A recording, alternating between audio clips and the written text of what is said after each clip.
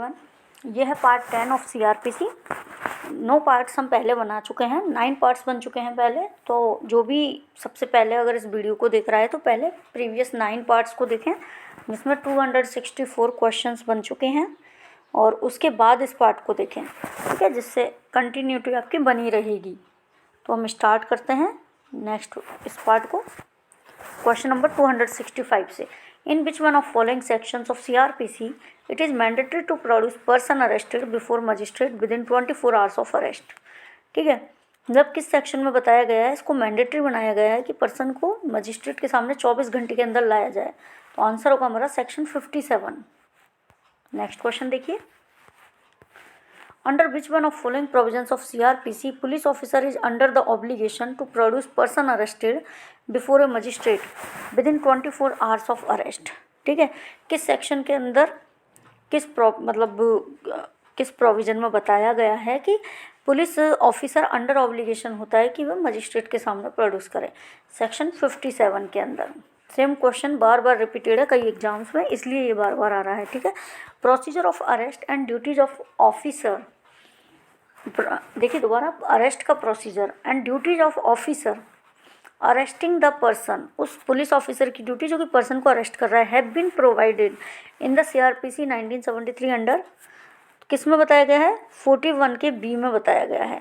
ठीक है, 41 के बी में बताया गया है अरेस्ट का प्रोसीजर क्या होगा और ड्यूटीज ऑफ ऑफिसर। नेक्स्ट देखिए, अंडर विच सेक्शन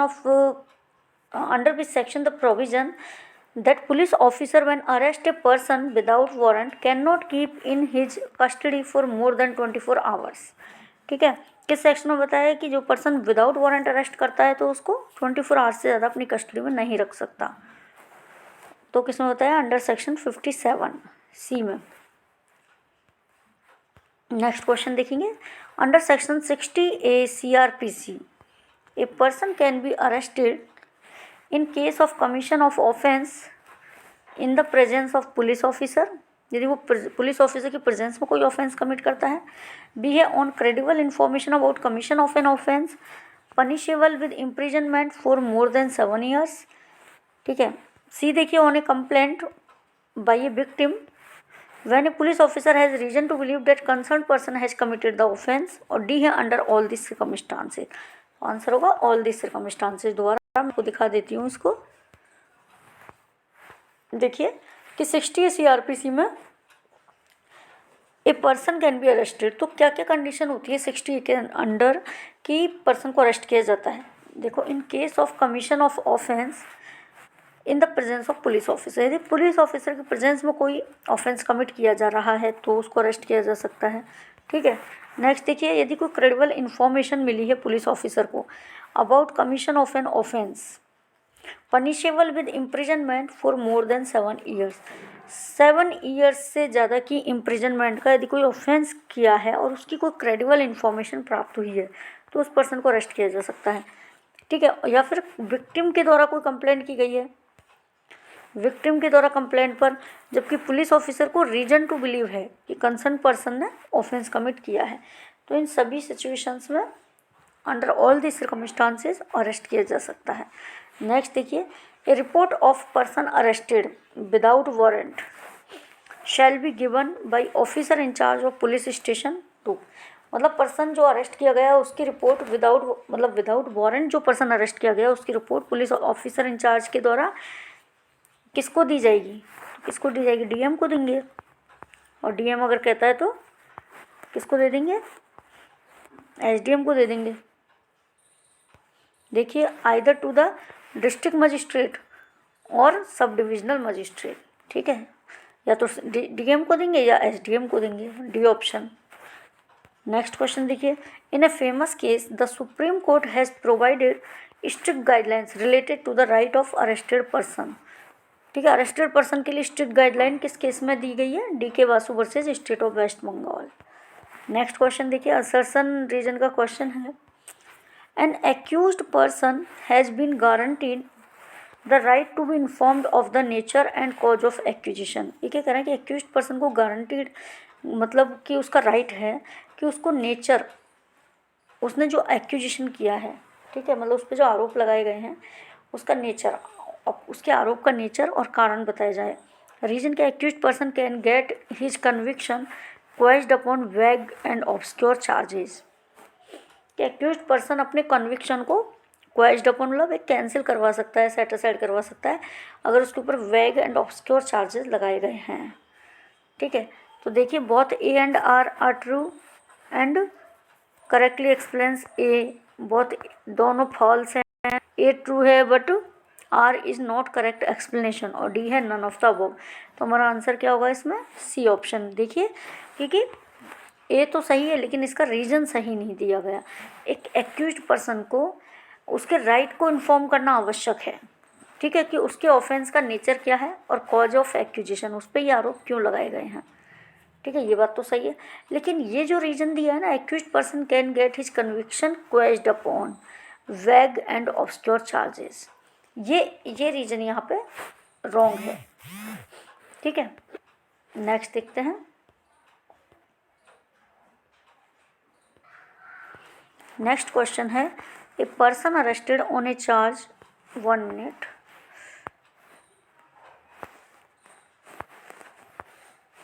जूम नहीं हो रहा है ये, okay. A person arrested on A charge of committing rape can be medically examined at the request of police officer of concern police station. ये क्या कह रहे हैं?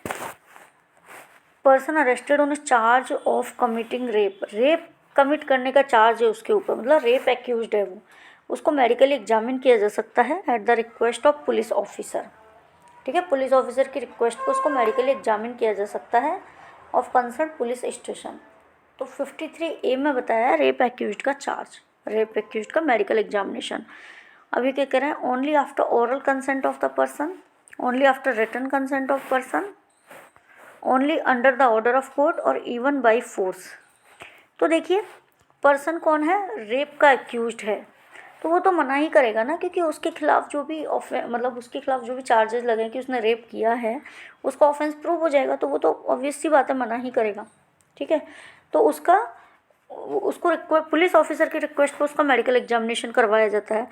तो ऐसा नहीं है कि उसकी कोई परमिशन ली जाएगी, अगर वो नहीं भी करवा रहेगा तो इवन बाई फोर्स उसका मेडिकल एग्जामिनेशन करवाया जाएगा। 2 डंडे भी लगा सकते हैं, ठीक है, कि कैसे नहीं करवाओगे, करवाना पड़ेगा, तो तभी तो उसका ऑफेंस प्रूव होगा।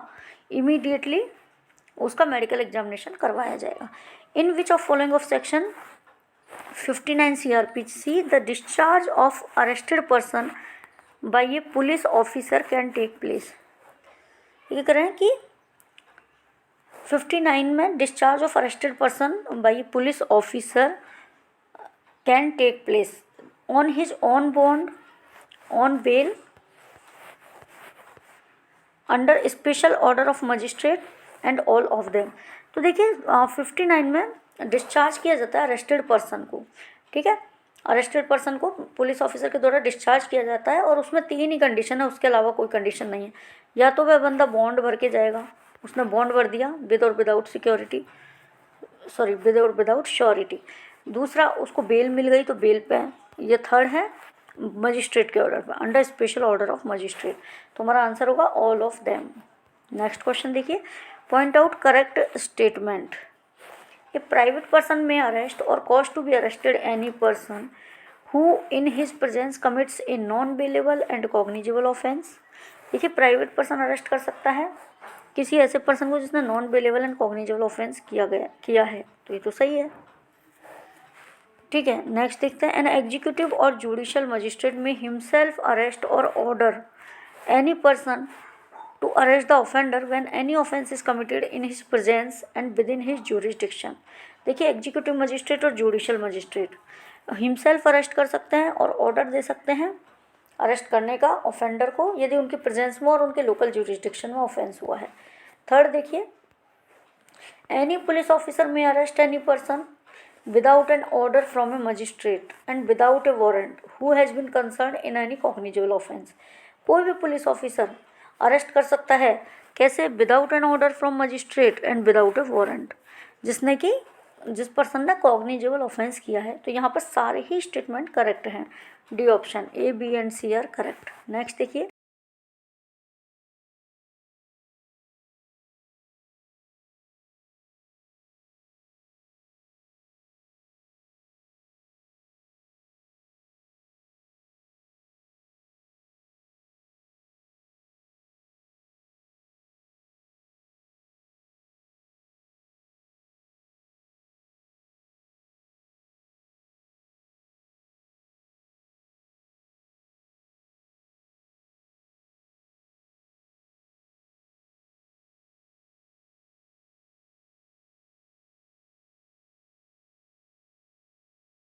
कि non bailable means any other offence which is not bailable, ये भी सही है।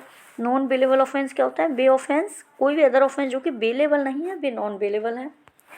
D option, police may not arrest without warrant to an accused of bailable offence in all the situations. ये क्या करें? पुलिस अरेस्ट नहीं कर सकती विदाउट वारंट एक एक्यूज्ड को of bailable offence in all the situation, कि बेलेबल ऑफेंस की किसी भी सिचुएशन में कोई बेलेबल ऑफेंस किया है किसी एक्यूज ने, तो उसको विदाउट वारंट अरेस्ट नहीं कर सकती। तो देखिए कि आपको सेक्शन 42 याद है, उसमें ऑफेंस कैसा था? ऑफेंस कैसा था उसमें? वैसे तो नॉन कॉग्निजेबल ऑफेंस कर रहा था, है ना, पेटी टाइप का ऑफेंस है, लेकिन फिर भी उसको विदाउट वारंट अरेस्ट किया जा रहा है ना। तो ऐसा नहीं है किसी भी सिचुएशन में, ठीक है, बेलेबल ऑफेंस में विदाउट वारंट अरेस्ट नहीं करते, लेकिन ऐसा नहीं है, सिचुएशन को देखते हुए अरेस्ट किया जा सकता है। तो हमारा ऑप्शन आएगा डी। नेक्स्ट देखते हैं हम, if person identifying the person arrested is mentally and physically disabled, यदि पर्सन जो कि अरेस्टेड पर्सन को आइडेंटिफाई करने वाला है वह मेंटली और फिजिकली डिसेबल है, who will supervise the process of identification. ठीक है, तो प्रोसेस को कौन सुपरवाइज करेगा अंडर सीआरपीसी? जुडिशियल मजिस्ट्रेट करेगा। ठीक है, नेक्स्ट देखते हैं, 1 minute.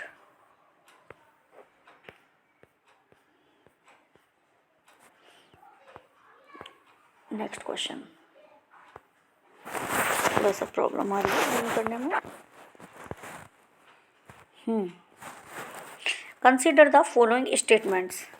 A police officer has the power to arrest any person without an order from a magistrate or warrant of arrest if he has reason to suspect his complicity in a cognizable offense।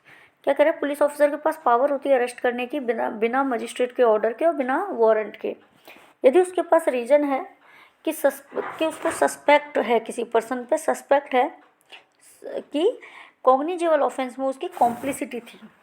Punishable with imprisonment विच में extend to 7 years, और जो कि ऐसे offence से punishable है जो जिसमें कि 7 ईयर्स से ज़्यादा की इम्प्रिजनमेंट है, provided that he is satisfied for reasons in writing that such arrest is necessary. ठीक है, लेकिन उसको सेटिस्फाई होना चाहिए खुद को, पुलिस ऑफिसर को, कि अरेस्ट नेसेसरी है। तो इसमें किन कंडीशंस में उसको ले सकता है? To prevent such person from committing any further offence. ठीक है, सही बात है। For proper investigation of the offence, ये भी सही है। To prevent such person from tampering with और causing the evidence of the offence to disappear, यह भी सही है।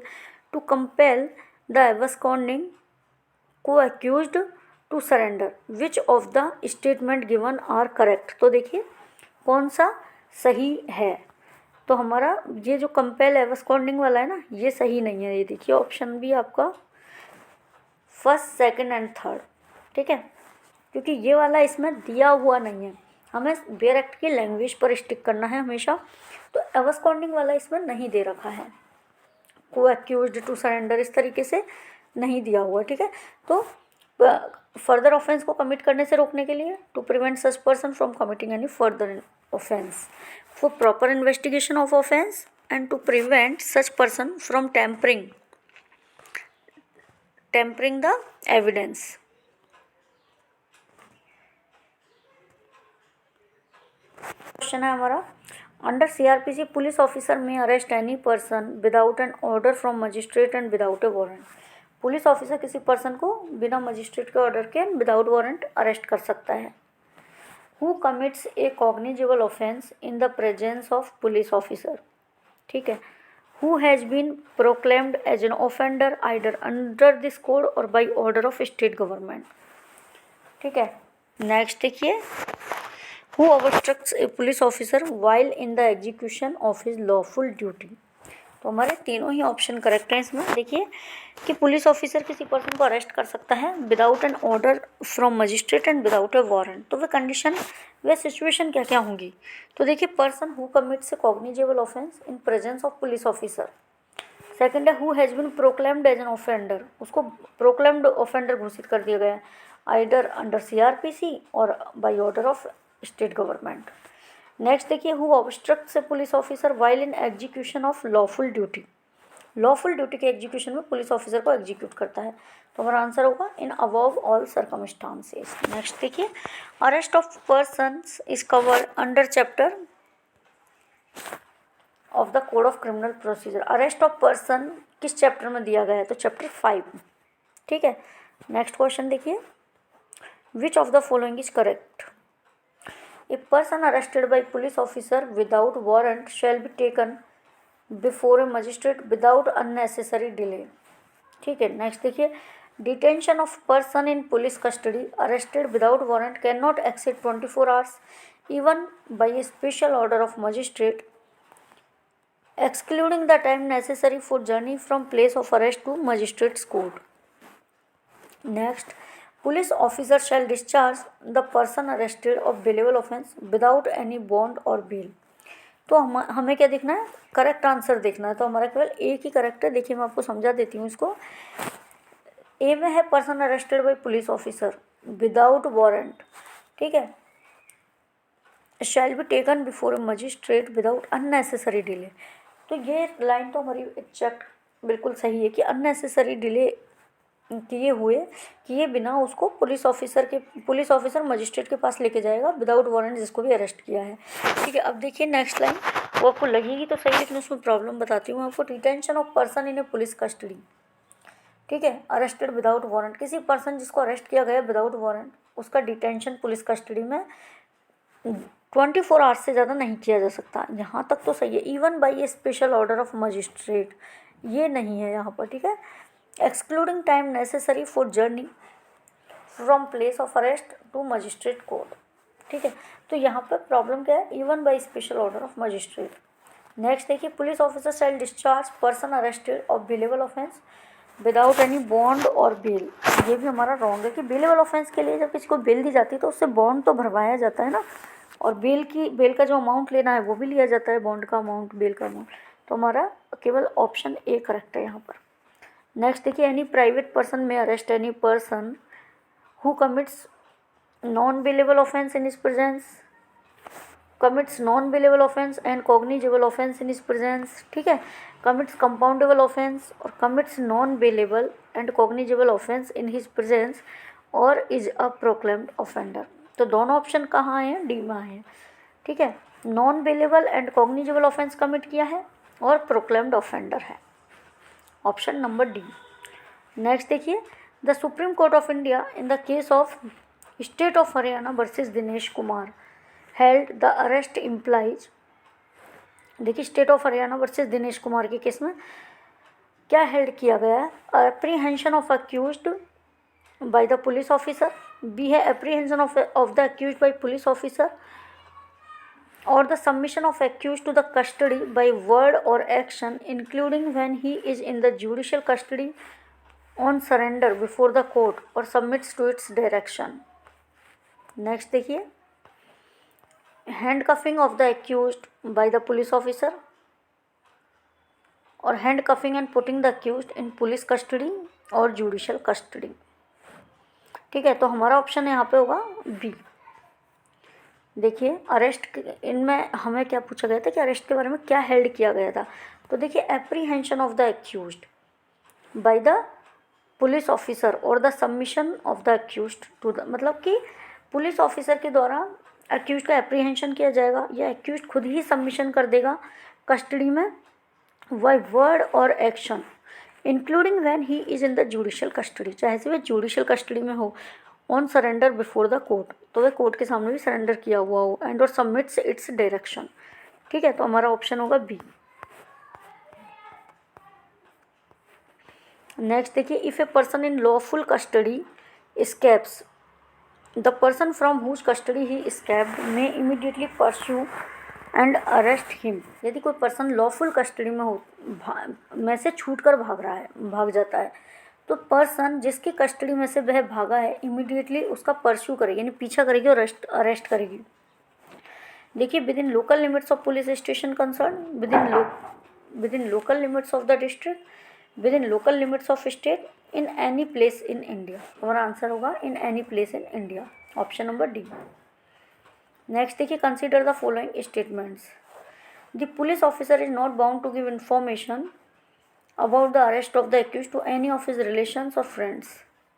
क्या कह रहे हैं, पुलिस ऑफिसर बाउंड नहीं होता इंफॉर्मेशन देना अरेस्ट अक्यूज्ड के, sorry, police officer is not bound to give information about the arrest of accused. Accused को अरेस्ट किया गया है तो उसके बारे में इंफॉर्मेशन देने के लिए पुलिस ऑफिसर बाउंड नहीं होती उसके रिलेटिव्स को, फ्रेंड को, तो ये तो गलत है। ठीक है। A registered medical practitioner can not use force to examine a person accused of rape sent by police for such examination. एक रजिस्टर्ड मेडिकल प्रैक्टिशनर क्या जो रेप अक्यूज्ड के एग्जामिन करने के लिए फोर्स का यूज नहीं कर सकता, जिसको कि पुलिस के द्वारा भेजा गया है एग्जामिनेशन के लिए। Which of the statement given is correct. तो हमारा ऑप्शन कौन सा होगा, neither one nor two, neither one nor two. देखिए, क्योंकि इसमें जो टू ऑप्शन है, फर्स्ट तो मैंने आपको बता ही दिया कि पुलिस ऑफिसर बाउंड तो है कि उसको इन्फॉर्म करना होगा। ठीक है, कैन नॉट यूज फोर्स है ना, ये गलत है। जो रजिस्टर्ड मेडिकल प्रैक्टिशनर है वो रेप अक्यूज्ड के मामले में फोर्स का यूज कर सकता है। ठीक है।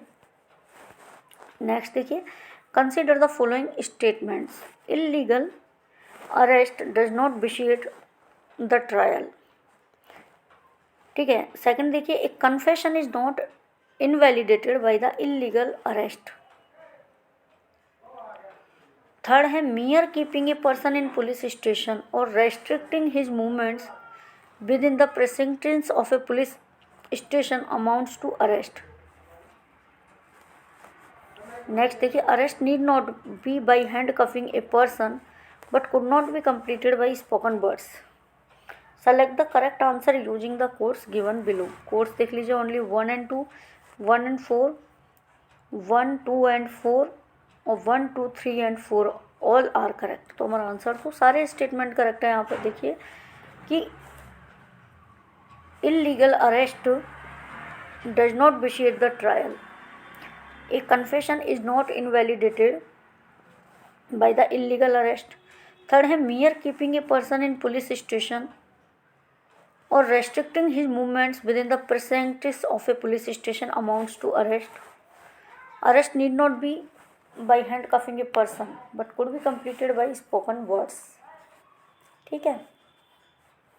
नेक्स्ट क्वेश्चन देखिए, shall it be lawful for a police officer to take into custody a person who throws or lay down any dirt, filth, rubbish or any stones on any road or street which causes inconvenience or annoyance to police? ये क्या करें कि क्या ये चीज़ lawful होगी police officer के लिए कि ऐसे पर्सन को कस्टडी में ले ले जो कि कोई गंदगी, फिल्थ, रविश या कोई पत्थर वगैरह रोड पे या फेंकता है, स्ट्रीट में फेंकता है जिससे पब्लिक को इनकन्वीनियंस हो। तो इसमें क्या होगा, यस कर सकता है, इवन विदाउट वारंट।